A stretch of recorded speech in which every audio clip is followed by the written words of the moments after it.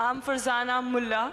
My question is, with regard to the evolution of Homo sapiens, you have Charles Darwin in Science giving an explanation that it's because of the process of natural selection that the human beings have evolved.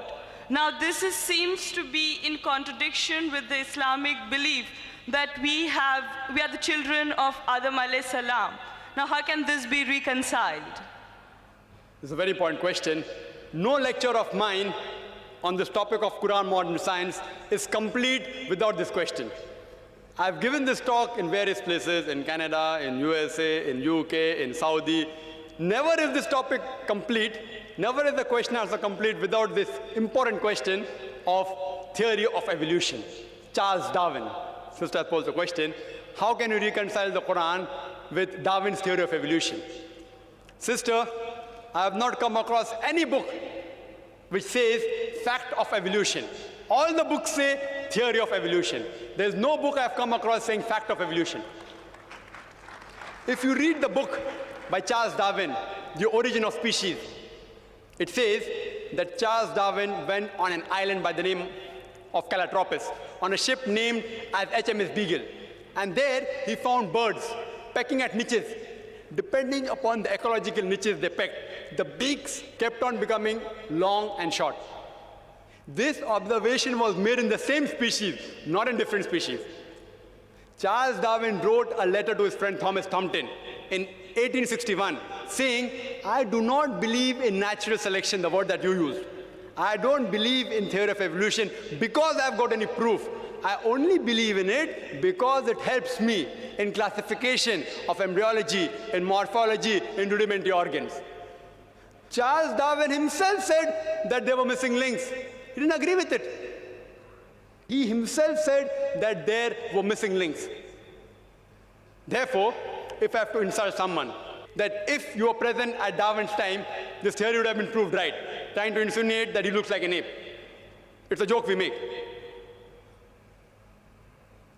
The reason that this theory, in most parts of the world, it is taught as good as fact. You know why? Even when I was in school, I learned about Darwin's theory. And even today, they are taught. You know what the reason is, sister? The reason is because that if you analyze the church was against science previously. And you know the incidents that they sentenced Galileo to death. They sentenced Galileo to death. Why? Because he said certain statements in astronomy, etc., which went against the Bible, so they sentenced him to death, for which the Pope apologized now. So, when Charles Darwin came up with a theory which goes against the Bible, they didn't want any sufficient proof. An enemy of my enemy is my friend. So all the scientists, most of them, they support the theory because it went against the Bible, not because it was true. They only supported it because it went against the Bible. All the stages you have mentioned, sister, all the stages, Lucy, there were 4 hominids. Science tells us today there's 4 hominids. First is Lucy, along with its guide, the Australopithecus, which died about 3.5 million years, the Ice Age. Then next came the Homo sapiens, we died about 500,000 years ago. Then came the Neanderthal man, we died 100 to 40,000 years ago. Then came the 4th stage, the Cro-Magnon. There is no link at all between these stages.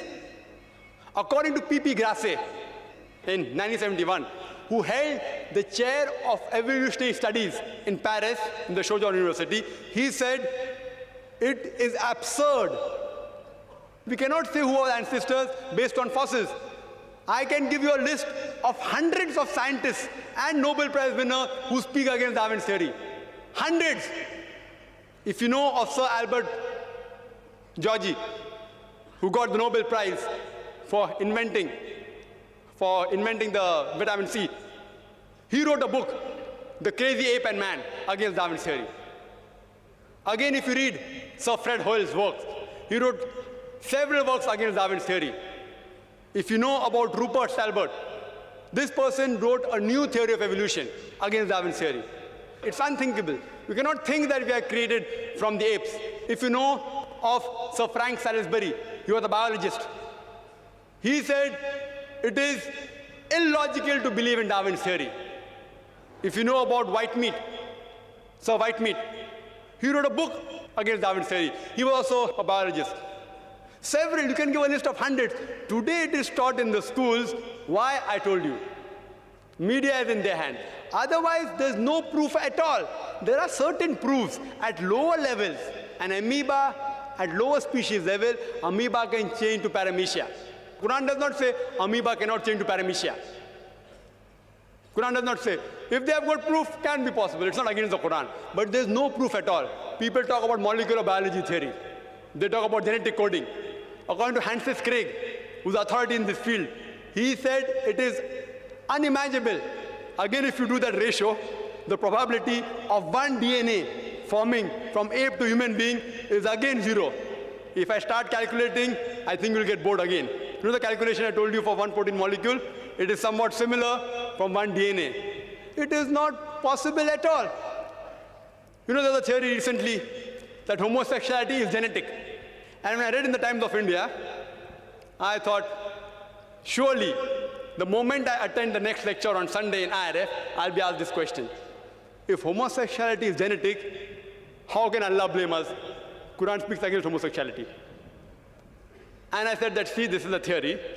Wait till it gets established. It's a theory. Don't comment on that. Within the matter of span of this few months, it was proved to be illogical. And the person who propounded this theory that homosexuality is genetic himself was an homosexual. Therefore, I said, I'm going to give my talk on scientific facts, not on theories and assumptions.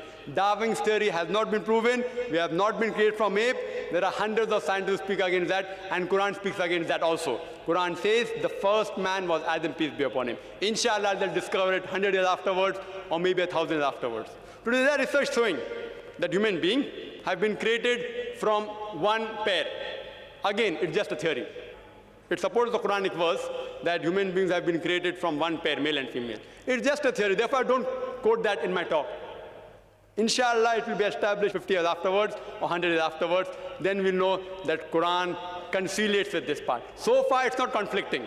It's not conflicting with established science at all. Hope that answers the question.